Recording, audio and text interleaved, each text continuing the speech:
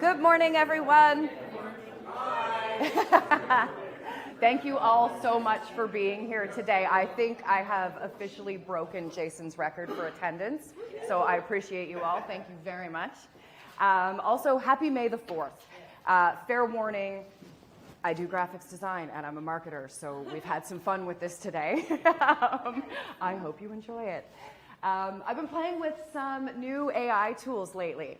So Alex, our AI avatar, is going to give us a quick intro. Welcome to Socialize Smart, navigating the online landscape. This engaging session will guide realtors through the world of social media, helping them pick the right platforms, distinguish between personal and business profiles, and make use of scheduling and automation tools to keep their online presence strong and consistent. So today, we're going to cover Social Media 101. We're going to cover off the platforms to use and look at sort of where our biggest audience is. So for the work that you're putting into social accounts, where are you going to reach the most people? Personal versus business accounts. And we're going to talk about scheduling and automation.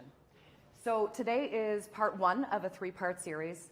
And what I want to cover off today are some of the technical basics of making sure you know what platform to be on, you know how to set up those accounts, how to move back and forth in between them, how to share content in between them.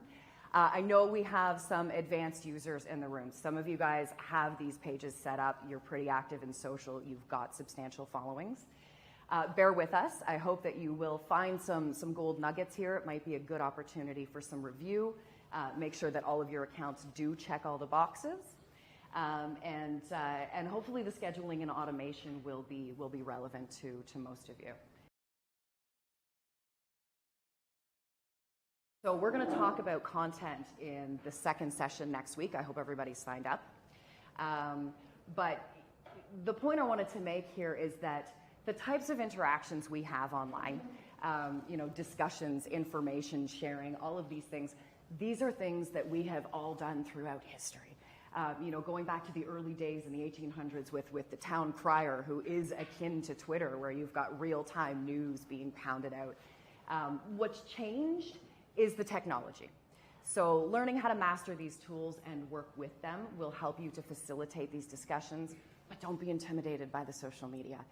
It is the same type of communication that you all do every day inside of a different form. So finding your audience. We've tried to kind of list these in order of relevance, so where you're going to get the most return.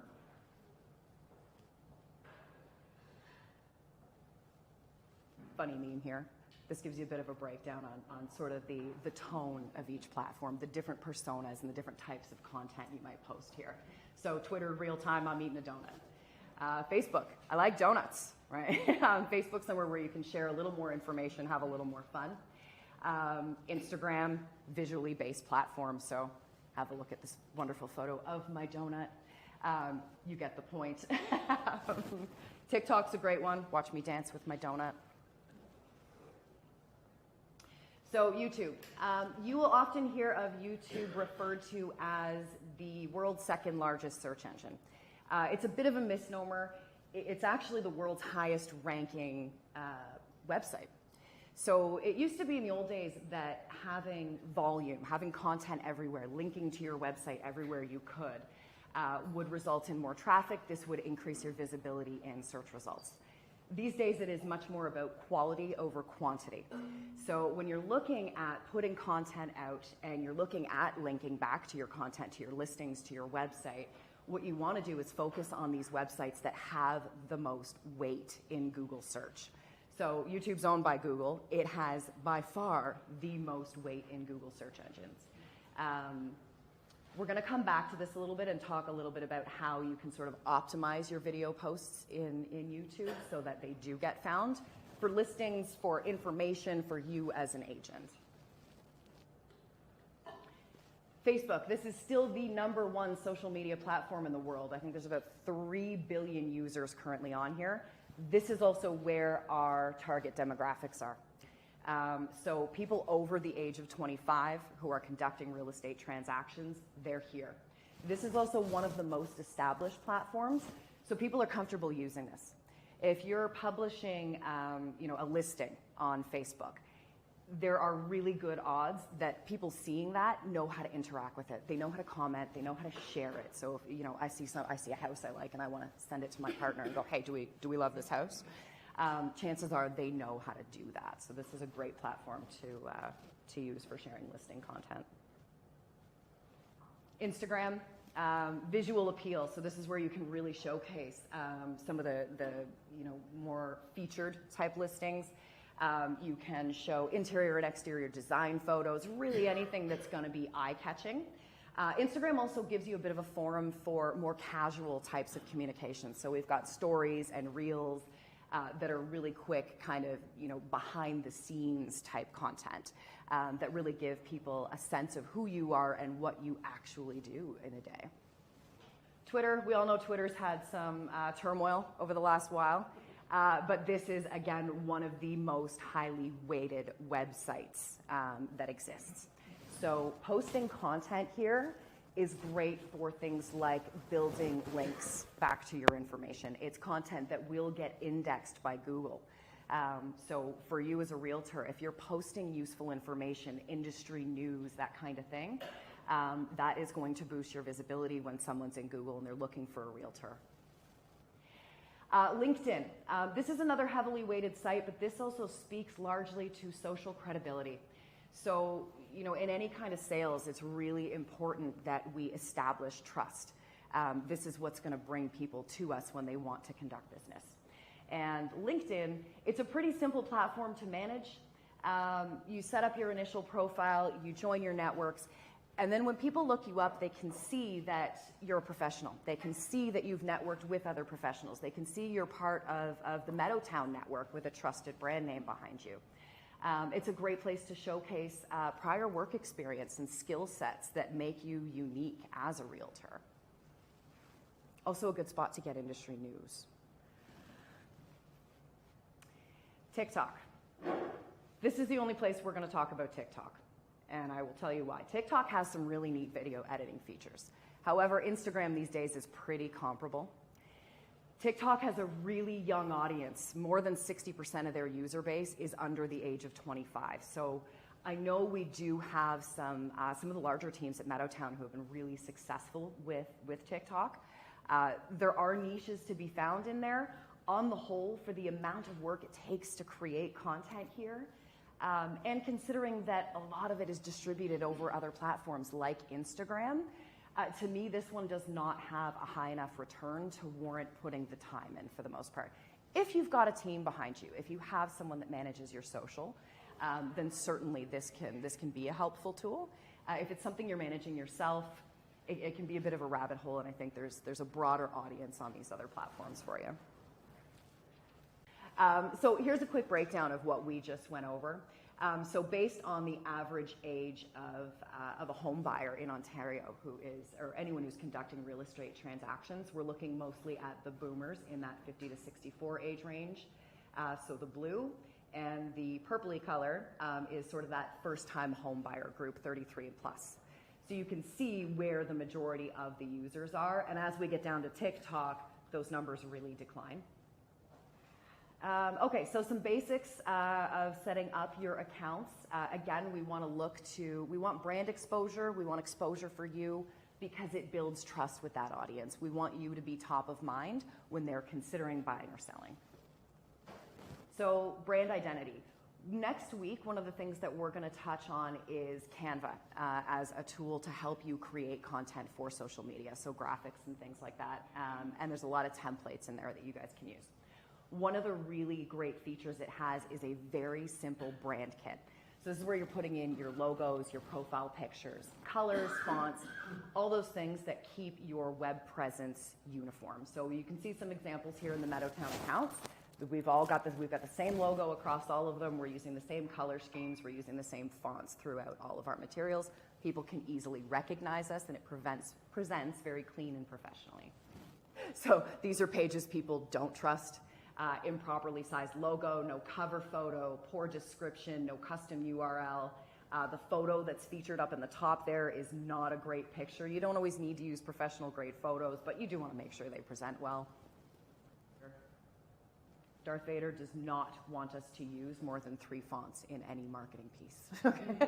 It gets very chaotic and confusing for people, and they don't always know.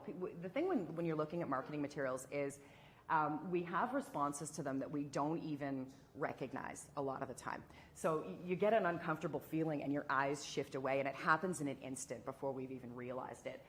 Using too many fonts, especially ones that are not complementary, is one of the things that will cause this to happen.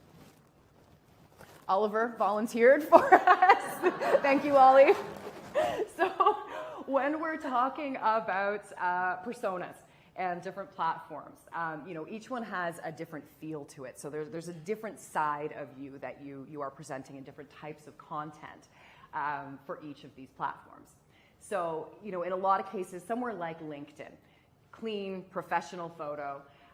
This is somewhere where you can share market stats. You can share, the home of the week that Meadowtowne puts out. We put out a lot of great content. All of it is there for you guys to share and reuse. So this is where you want to kind of put industry news. LinkedIn is not somewhere you need to post every day, but it's important that what you're posting is relevant and professional, because this is a place where you do want to have sort of that polished presentation. Facebook. We get a little more friendly here, right? You can have some photos of your dog and have a little more fun with this. Instagram, way more casual, in the moment, right? This is very much like, I'm at the beach, I'm taking selfies, check me out. And I don't know what Oliver's doing on Tinder, we're gonna skip that. So this speaks to curating, when we talk about curation, there's kind of 2 sides to this. One is curated content, so that's often content that you're getting from somewhere else and you're sharing that information. The other side of curation is putting forth your identity. So where we want to present our authentic selves and have those real interactions online, we also want to structure them in the way we want to deliver the messaging that we want people to receive with these accounts, right? So pictures of dinner or hanging with your dog don't go so much on LinkedIn. Context. So this is an important point. 4 followers is not a lot unless you're alone at night in an alley. So another note, this applies across the board, but particularly to curated content. And again, curated content could be a news article that you're sharing from the Toronto Star. It could be a post you're sharing from Meadowtowne. It could be the monthly market stats that we send out to you guys every month. Context is very important, and having your own voice come through with what you're presenting is also very important. So sharing an article from the Star that's on real estate doesn't say much. You leave it there, people may or may not read it. You have no idea what they're going to interpret from that. But you, as a professional in the industry, have insight into this. There's a way that it affects your clients, or a way it affects the market, a way that it affects you. There is a spin you can put on this to establish yourself as a knowledgeable figure in this space, and also to pull your voice through. And I'm actually going to use this to make a point specifically about market stats. So we've actually, this is something we looked at very recently in marketing. And we thought, we get this information every month and we provide great information. Does it circulate enough? Is it presented contextually? So when we pull this info, we're thinking about you guys, the agents. So you know what DOM is. That means something to you. To someone thinking about buying or selling a home, it doesn't necessarily resonate. What they want to know is, how long is it going to take to sell my house? So taking that information, that raw data that we give, and putting some context to that relates to the people that you're speaking to online is going to go a long way towards audience building, trust building, and engagement. Naming your social profiles. So this is pretty standard. I think you're probably all pretty familiar with this concept. We want to make sure that your name is unique and that it's consistent. That doesn't mean it needs to be identical. It's really hard these days to find the same handles across all platforms. Sometimes you need to get a little creative. You can change a letter for a numeral and have it effectively say the same thing. But we want to keep these pretty consistent. Meadowtowne and RLPM are taken. So when we look at naming conventions, I'm sure you all saw there was an email recently about Google pages and the naming. So what we want to do online is we want to make sure that we affiliate ourselves with Meadowtowne, with Royal LePage, but we want to distinguish ourselves as individuals. We don't want to look like we are Meadowtowne, because if there's 50 or 200 Meadowtowns, it gets confusing for our users. It also gets confusing for the search engines. So you want to make sure that you've got a distinct and unique presence there. To set up a YouTube channel, create your account with your Gmail address.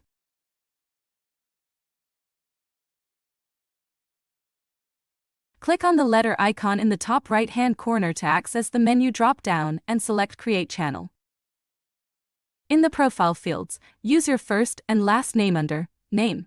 Use the consistent business name you use across all platforms in the Handle field. Select Create Channel.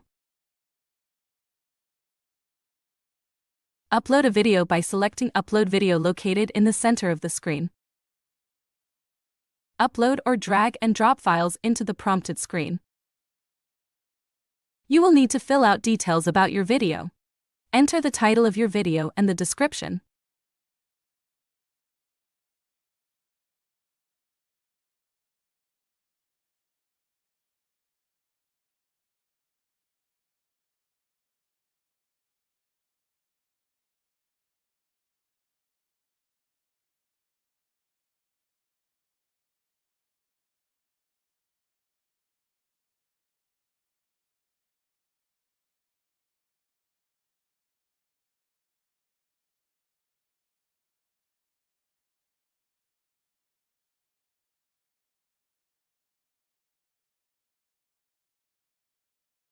Fill out the prompted questions that apply.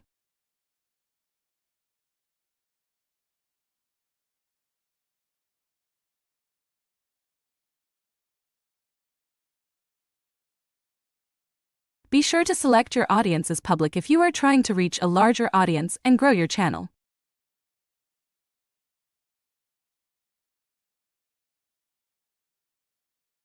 Select Save. Select Public. Select Publish.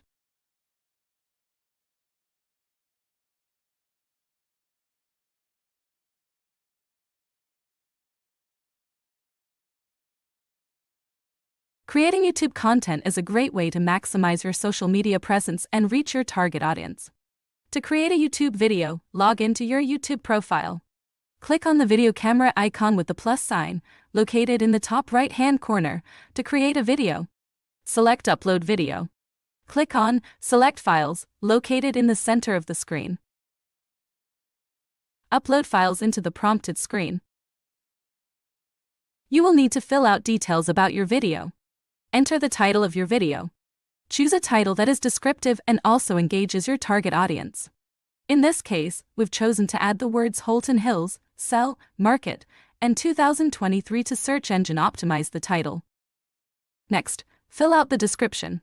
Ensure to use well-structured text and hashtags so that your video is easier to find and search engine optimized.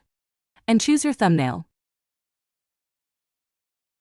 Scroll down and click on Show More, which is in all caps in blue. This will give you more video options. Scroll down until you get to the Tags field. Tags are important for YouTube because they help to categorize and organize video content on the platform. When you add tags to your videos, you are essentially adding metadata that helps YouTube understand what your video is about and which topics it relates to. Choose tags that are specific to the location you are selling in, to your real estate market, to the topic of the video, for example staging, housing market stats, tips for buying or selling, and other descriptive words that your audience may be looking for.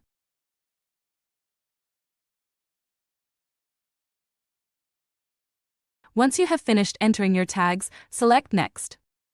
A couple of best practices to keep in mind with YouTube. Think SEO when you're writing titles and descriptions. So putting up a video and saying, here's my latest listing, doesn't mean much.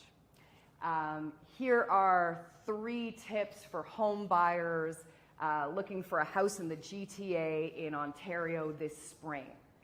That is going to deliver results. Filling out the description, putting in the relevant tags for searches. So you're looking at location, Address, if you can publish that with your listing, is fantastic. Certainly the town or city, when people are looking for something in, let's say, Halton Hills, you want them to be able to find you. Search engine optimization, good question. Thank you.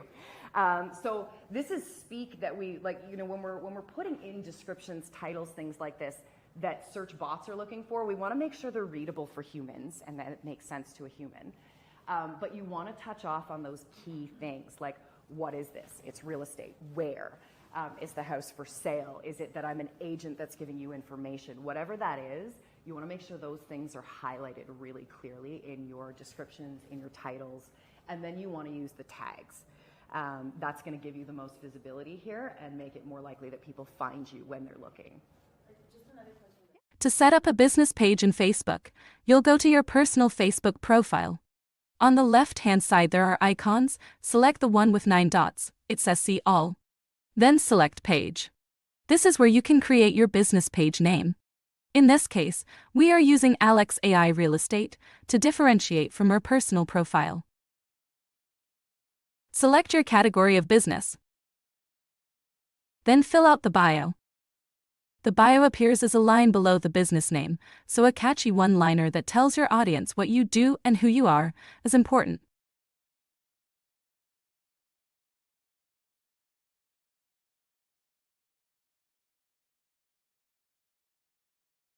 Select Create Page. Fill out your business information and contact information, including your region, so people know what area you are working in as an agent.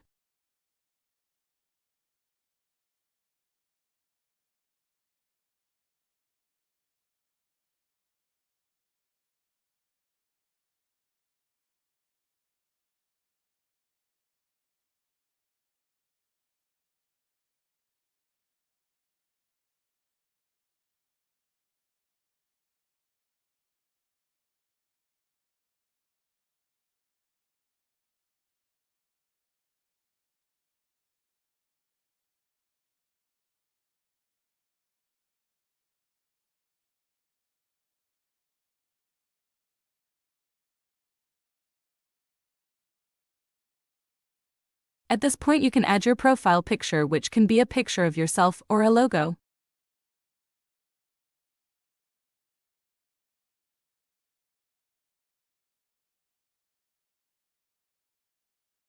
You can also add a Facebook cover banner. Be sure that these are sized correctly and are consistent with your branding. Press Next. Follow the prompts.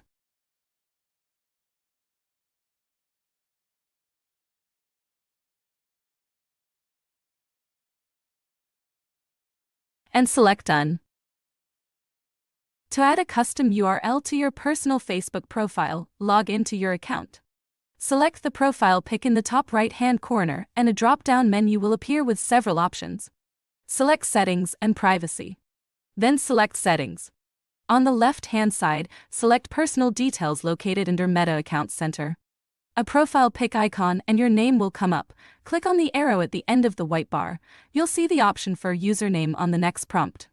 Click the arrow on the left-hand side of the white bar. Enter your username. You may have to get creative and add a year or location or other reference to your profile name if your personal profile name is not available. When you select Done, you'll be asked to input your password and then select Save Changes once again.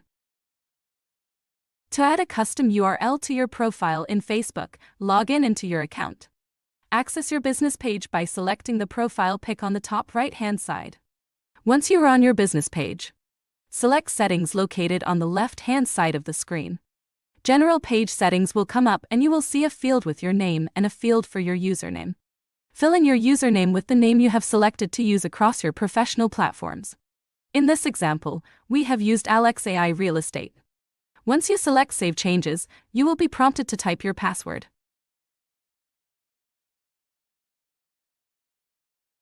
Select Save Changes once again.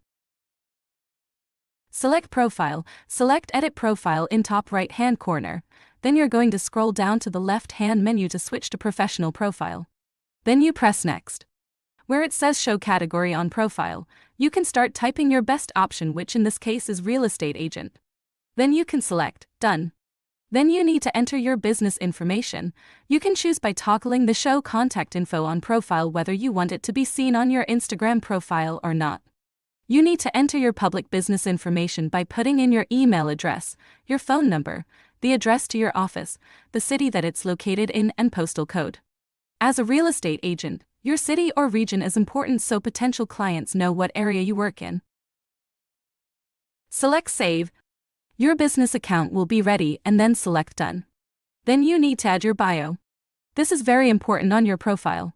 Show your personality, add emojis, be direct and concise with who you are.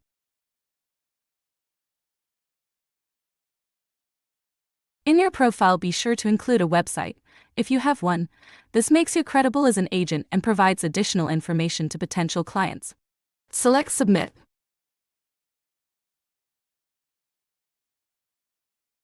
And now, you can begin posting.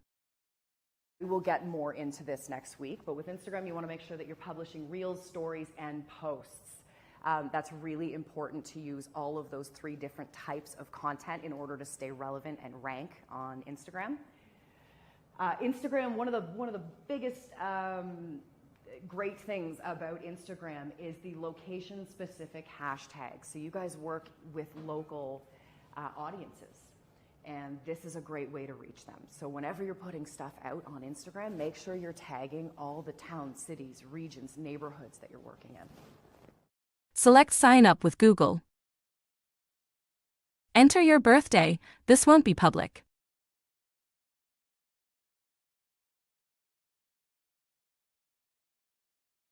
Select Next.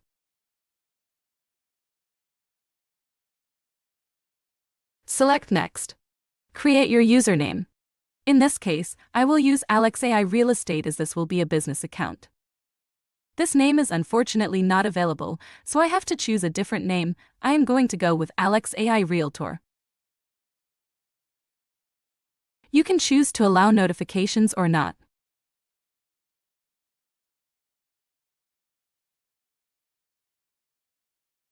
Then select several topics that are of interest to you or are relevant to your business.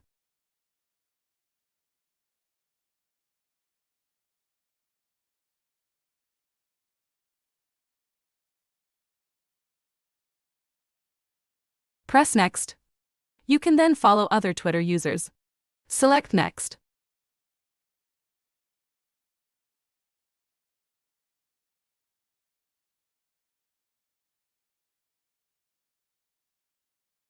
Once in Twitter, you'll see the feed in the center.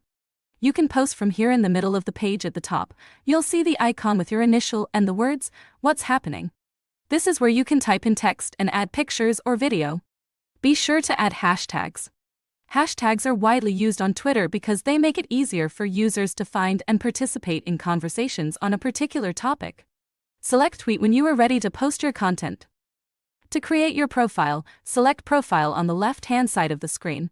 Select Edit Profile in the middle of the screen. Add a custom banner by selecting the camera icon in the center of the screen. Ensure the banner is professional and consistent with your other branding across all of your business platforms.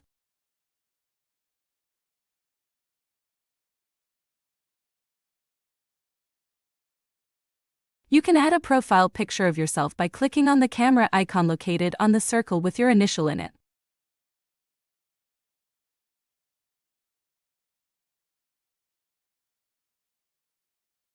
When you are filling out your profile, make sure you fill out your bio, add information that shows your personality and who you are as a credible agent.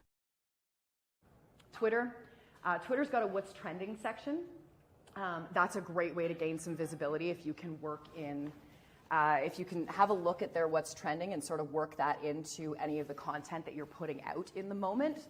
Again, increases visibility. And this one's a really good one for promoting content and building links because, again, it's a really heavily weighted site. Throwing imagery into Twitter is great. It does help with visibility. It's also not necessary. This is a pretty easy one to throw some text into, a couple of hashtags on the fly, and move on with your day. You don't need to spend a ton of time here. So the exception to some of what we've just been talking about is LinkedIn. So on LinkedIn, we want to make sure. Create your account. So for LinkedIn, when you set up your personal profile, you're going to use your first and last name. This video will show you that as you're creating this account, or if you need to go back later, you can edit it. One of the things that it gives you is the option to show your current workplace. Listing Meadowtowne will add you to our network, and that is part of that social credibility factor. When people look you up, you want them to see that you are affiliated with a reputable brokerage. So that's a really important point for LinkedIn. To set up a LinkedIn account, create your account using your name and email address.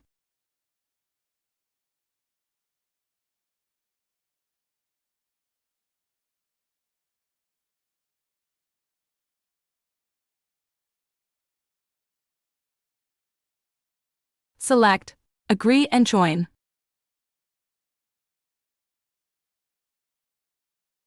Fill out your regional details.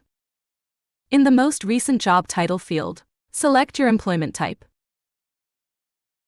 And in the most recent company field, select Royal LePage Meadowtowne Realty. This is important, as this links you with our network.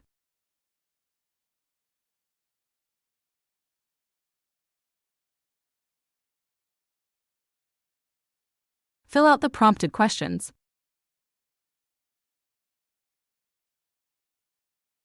Link to people you know, business associates, clients, friends, and other professionals to grow your LinkedIn network.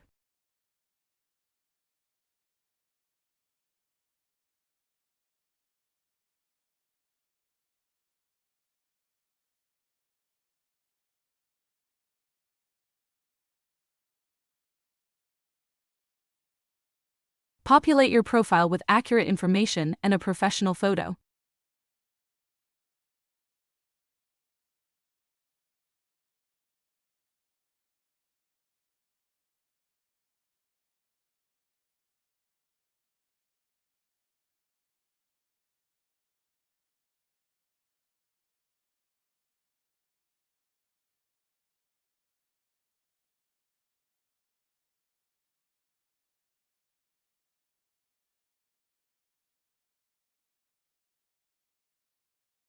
Select Continue.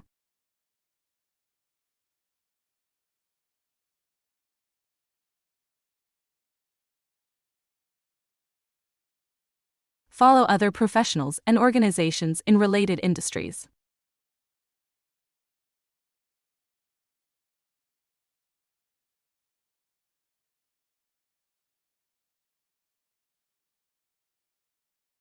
Select Finish.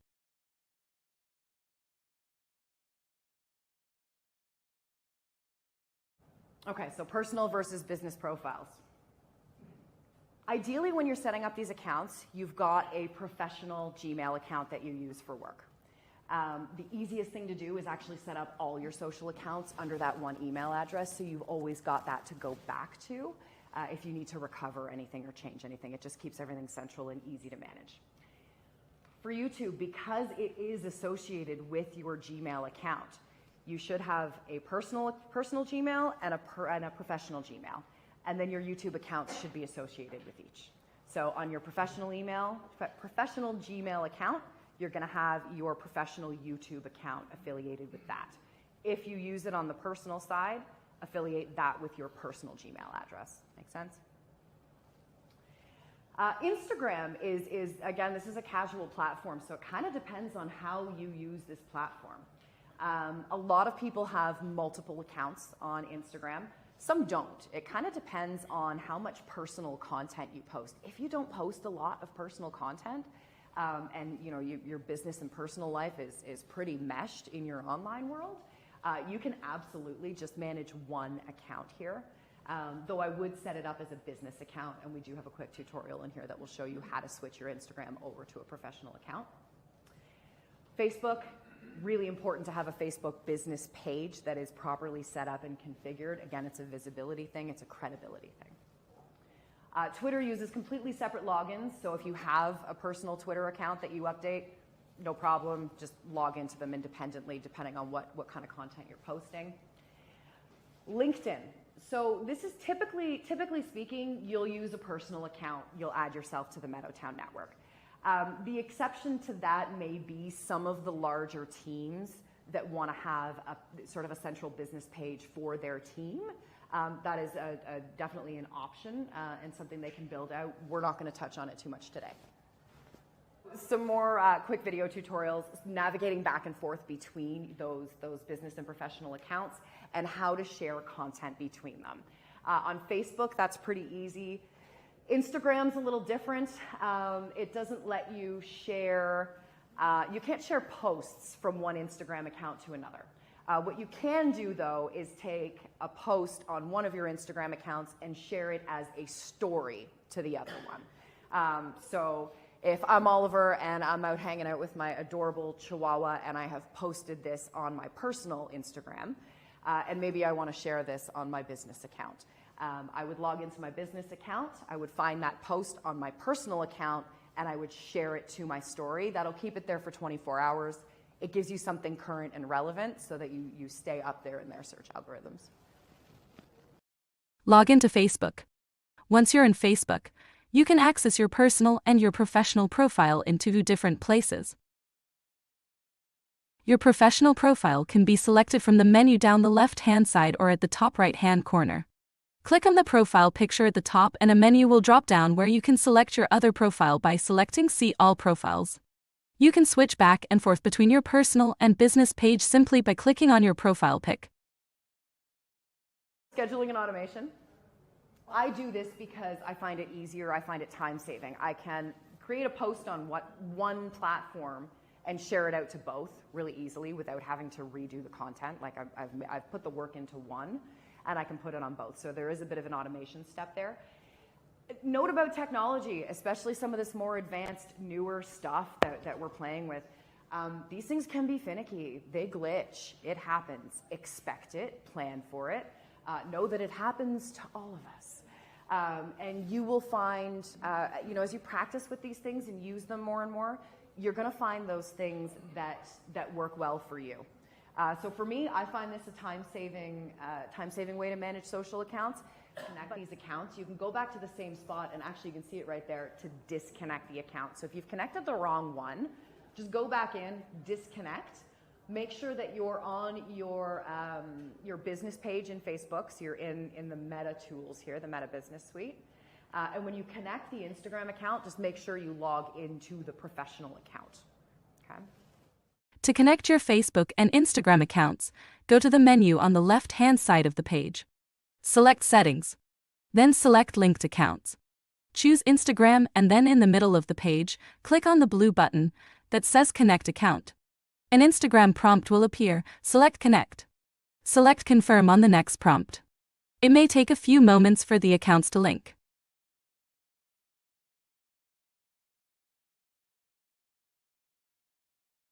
When the account is successfully connected, select Done.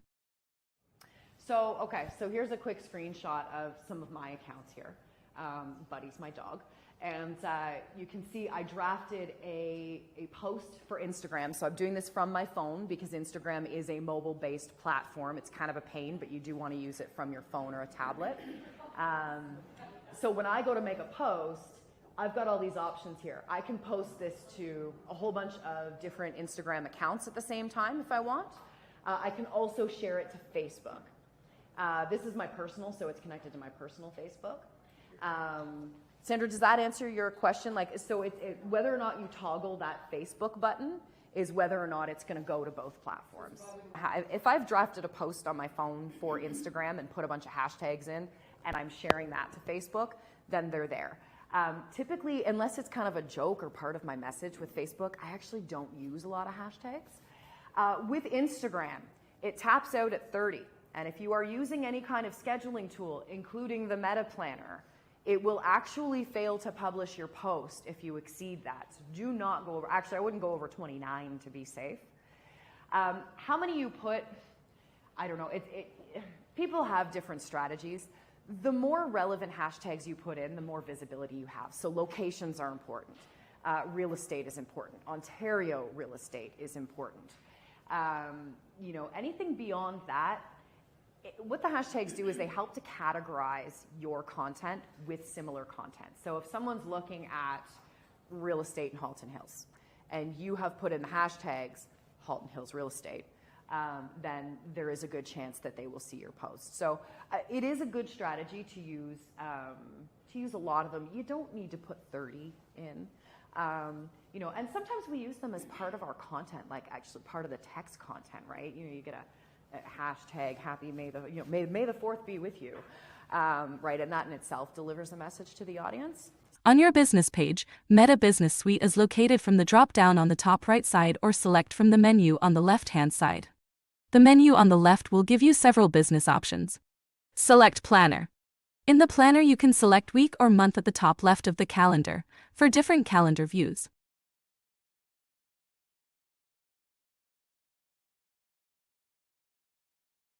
You can navigate through weeks or months by using the arrow indications beside the week and month tabs.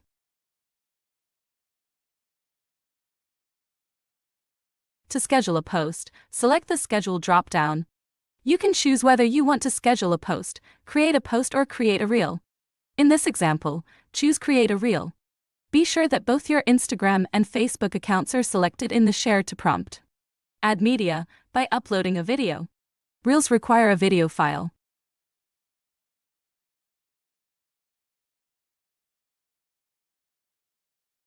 Add a caption for your reel. Be sure to incorporate relevant content that will engage your target audience. Also, be sure to include hashtags and emojis. You can access emojis by clicking on the emoji face in the bottom right-hand corner of the caption field. You can scroll through and select what option fits. You can access the hashtag search by clicking the hashtag in the bottom right-hand corner of the caption box. In the hashtag prompt, you can select popular hashtags, recent hashtags, and saved hashtags, as well as search for hashtag options that may apply to the reel or post you're creating. Next, select your thumbnail.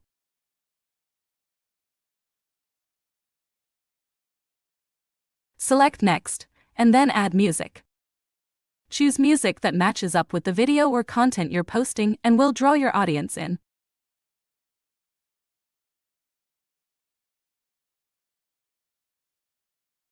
Select Next. You can choose to share now, schedule, or save as a draft.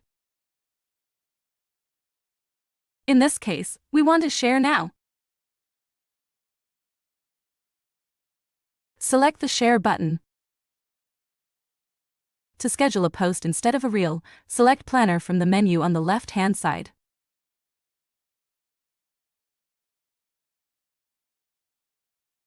When creating a post in Meta, you can select Schedule or click on one of the calendar days to begin creating. You can select a different date by clicking on the calendar icon next to the month in the scheduling prompt. Select the date and time you want your post to go live on your Instagram and Facebook feeds. Ensure that you scroll up and select both the Facebook and Instagram accounts to post to. Add media. For Facebook posts, you can add picture or video files.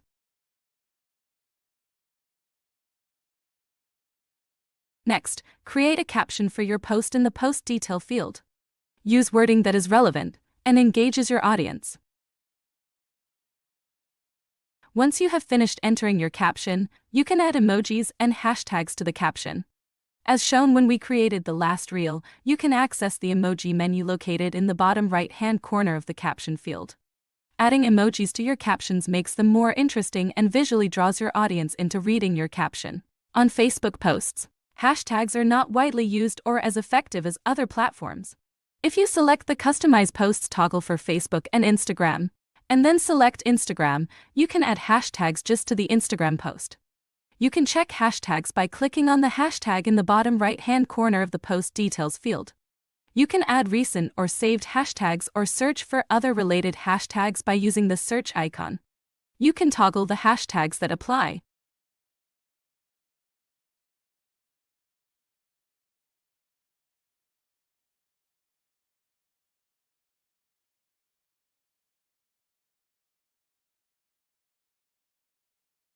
Once you have selected the hashtags you want to use, select Add. Do a double check to make sure your post does not have any typos or errors. Select Schedule.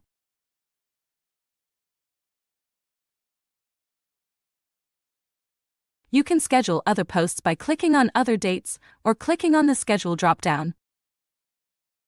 If you need to make a change to a post or reschedule the timing, you can edit your post by clicking on the post that requires changes in the planner. Select the button with the 3 dots located in the top right-hand corner of prompt screen. Select Edit Post. Make the required changes.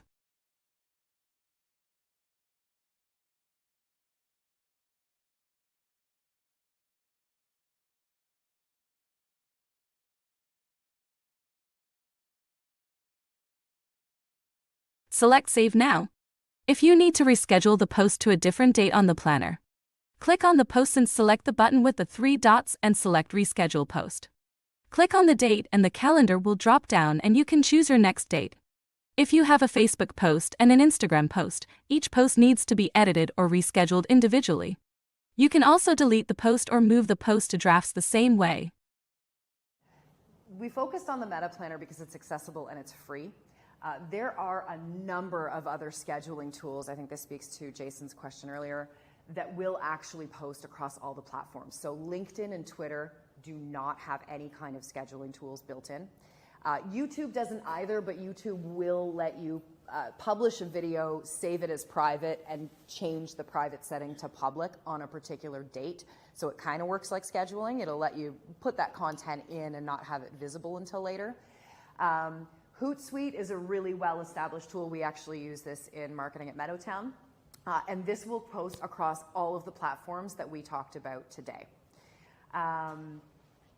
Loomly is a newer version of this. Apparently, it is a less expensive version of Hootsuite that also covers all of the platforms. I haven't used that one. Depending on how much time you're spending on your social, if you're doing like monthly planning and you are managing these 5 accounts, this could really be a good investment for you. Canva, which we're going to talk about a bit next week, it has some scheduling tools as well. It does not include YouTube, but it looks like once you connect the accounts and you've created a piece in Canva, it looks pretty easy to share those out and schedule them from there. I tend to look at these things about a month in advance. What are the holidays that are coming up? Any important days? Any trending social days? May the 4th. What's going on that we want to be ready for, and schedule out the bulk of what we want to put out so that we are putting out content routinely, and so that I don't find myself on a Tuesday afternoon going, oh no, we haven't posted anything in 3 days. This also frees up time and space in my day to post things on the fly as they happen, right? So we know that we've checked the boxes, we have enough content, we have relevant content, what's the current and new stuff that's happening in the moment. Now we have some time to do those posts. But the number one rule with this is not to set these things and forget them, for a couple of reasons. One, if your audience is engaging with those posts, you want to make sure that you're getting back to them. People are commenting, or maybe they've asked a question, or you're seeing that they're sharing it. Might be an indication that that post is doing well and you want to put 20 bucks on and boost it. When you're using scheduling tools, they usually work, they're pretty reliable, but they're technology. You want to check on these things once they've published. So I know Hootsuite in particular is having difficulty lately publishing thumbnails to our videos, and sometimes the stories fail. So these are things that we look at every day that we know we have a scheduled post to make sure, did it publish and does it look the way I intended it to? If it doesn't, I know it's gone out, I can go in, I can edit it, fix those things, move on with my day. So quick recap, choose your platforms wisely. If you find that, if you're looking at this and you're like, 5 accounts, I don't have time for this, I don't have time for YouTube and Twitter and all these things, I will say the staples in real estate are definitely Facebook and Instagram. LinkedIn you should have. LinkedIn is also not a profile that if you've set it up correctly, you do not need to continuously go back and spend much time on it. Having it there is important, but if you were gonna pick 2, I would say take Facebook and Instagram, make them talk to each other to reduce your workload and build up your audience there. Use consistent branding across everything so people recognize you. and post relevant content often. Again, we're going to get into content next week, but something to keep in mind, if you go and you create a new social media account, do not walk away, put out a post. If you create that account and you leave it there for a day, a week, you have already dropped off the algorithm, right? When you create that new account, you can set that baseline with the software to say, okay, I'm putting stuff out, I'm starting right now. And in terms of scheduling, people ask all the time, how often do I need to post? The answer for most of these platforms is every day. It used to be that we could get away with a Facebook post a week and maintain relevance. These days, there is so much content online. There is so much competition for people's attention that you really do need to be posting every day. But that is where some of the content planning and creation tools we're going to talk about next week can come in and work with the automation tools. And what looks like this massive workload can really be a day in the month that you book to create all your social, schedule everything out, and then effectively, you may be taking some quick Instagram stories on the fly when you're getting ready for an open house or something's going on, you're at an event. But for the most part, you've spent a day and you've handled all of your social for the month. This is the example I was talking about earlier with trending content. So Gidget's actually an agent here in Mississauga.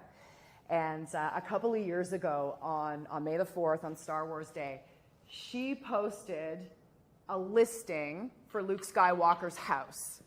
This is amazing. I get this memory every year, and every year I love it. I send it to everybody that I can. It is well written. It is humorous. It shows that she is experienced, that she understands real estate. It shows that she's a really fun person. This was a really creative way to use something that was trending, right? She showcased her skills, her personality, and she jumped on the bandwagon with Star Wars Day. And this post gets a lot of visibility. She shares it every year. It's probably up right now. And every year it continues to do well.